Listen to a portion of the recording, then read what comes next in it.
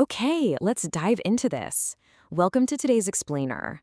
If you've been following along with our recent deep dives, you know we've spent a lot of time focusing on self-discovery. We're talking about mapping out your personal interests, your unique skills, your core values, and really just exploring that broad landscape of career clusters. But today we're taking the next and honestly, arguably the most crucial step. We are moving from general exploration to making truly informed professional choices. Basically, we're going to build a bridge between what you know about yourself and what's actually out there in the real world. To kick things off, I want you to just honestly answer this question for yourself. What does an architect actually do all day? Or, a UX designer? Or a financial analyst?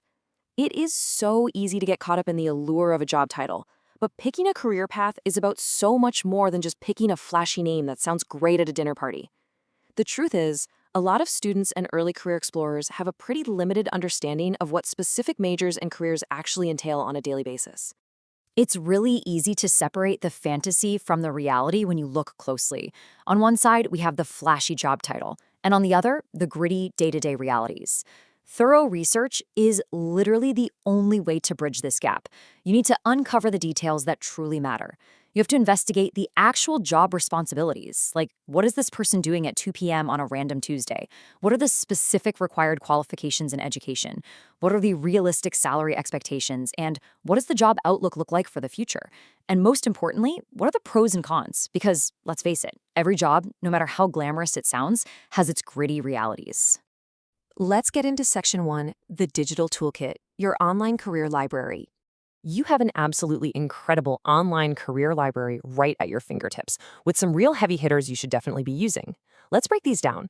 Career One Stop, which is sponsored by the U.S. Department of Labor, is a phenomenal starting point for assessments, videos, and even interview prep. For the hard, undeniable data on job responsibilities, pay, and future outlook, you want the U.S. Bureau of Labor Statistics, or the BLS. Then we have platforms like ASA's Futurescape and Naviance. These are fantastic for aligning your personal traits with post-graduation plans and even tracking down virtual internships. If you want to dig into your inherent talents, UScience offers brilliant aptitude testing. And of course, LinkedIn is your absolute go-to for professional networking and researching the actual career trajectories of real people. Using these tools is exactly how you gather that hard data. Moving right along to Section 2, the power of human connection. Now, data is incredibly useful, but it lacks color. That's where an informational interview comes in. It's simply a conversation with a professional to gain firsthand, real-world insights about their career, rather than asking for a job.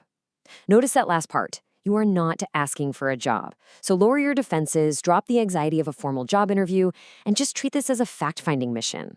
You're simply learning directly from those who know the field best. Mentorship and human connection like this have actually been shown to increase academic success, boost motivation, and decrease dropout rates. It's a real game changer. When you do secure one of these informational interviews, you need a cheat sheet.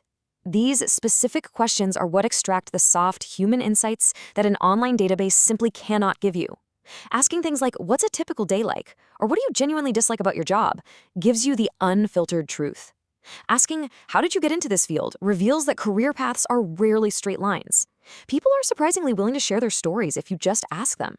All right, Section 3, testing the waters, from classroom to practical application.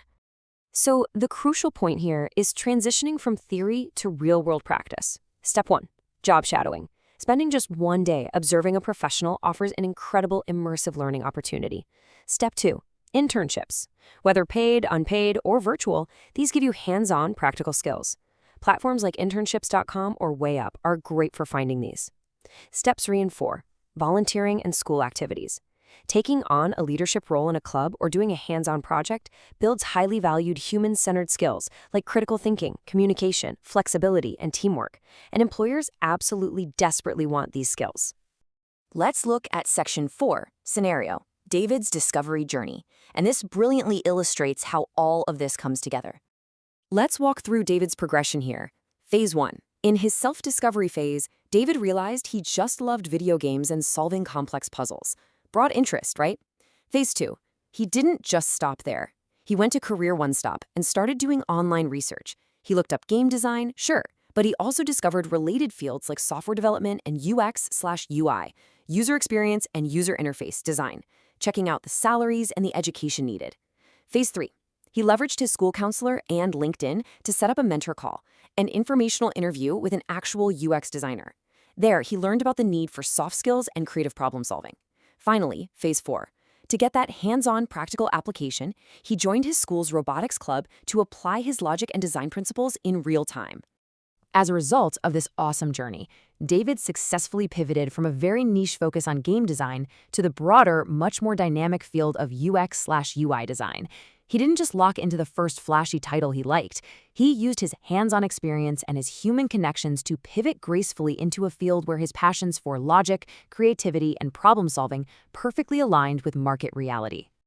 Moving into Section 5, Synthesizing Information and Refining Priorities. Now let's see how this builds your own blueprint.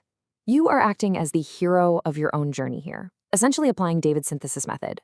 Step 1. Cross-reference what you know about your interests and values with the hard data you researched. Step 2. Identify the overlaps. Where do your strengths align with the realities of a career path? Step 3. Prioritize your criteria. What actually matters most to you right now? Is it the potential to help others? Is it salary, stability, creative freedom? Remember, you are trying to find the match between your own characteristics and the needs of society. And hear me on this one. Perfection is not the goal. Alignment is the goal. I want you to remember this. Sometimes the best way to make a choice is to eliminate what you don't want. If you realize through a job shadow or an informational interview that you absolutely hate sitting at a desk all day, that is a massive victory. Eliminating options is a highly productive, incredibly useful part of the process. It relieves so much pressure. Finally, Section 6, the evolving path. Career planning is a lifelong journey. You get this startling fact. Nearly 1 in 4 jobs, 25%, are expected to shift by the year 2030. Think about that. The global economy is completely dynamic. Because of this, career planning is not a one-time trap where you pick a path at 18 and you're locked in forever. The changing workplace requires lifelong learning, constant upgrading of your skills, and an absolute non-negotiable commitment to adaptability. Your focus should be on exploring options and making informed decisions, rather than fixating on a specific outcome. I promise you, your interests are going to grow. Your skills are going to evolve. What you love today might change entirely tomorrow. And if a path you've explored no longer feels right, reevaluating is not a failure. Actually, scratch that. It's more than not a failure. It is a natural, healthy, and completely expected part of your professional evolution. And that brings us to the end of our deep dive today. But I want to leave you with this provocative question to really ponder. As the workplace rapidly evolves, what actionable step will you take today to test your own waters and build your future employability skills? Will you sign up for Career One Stop? Are you going to reach out to someone on LinkedIn for an informational interview? The choice is entirely yours, and the tools are waiting.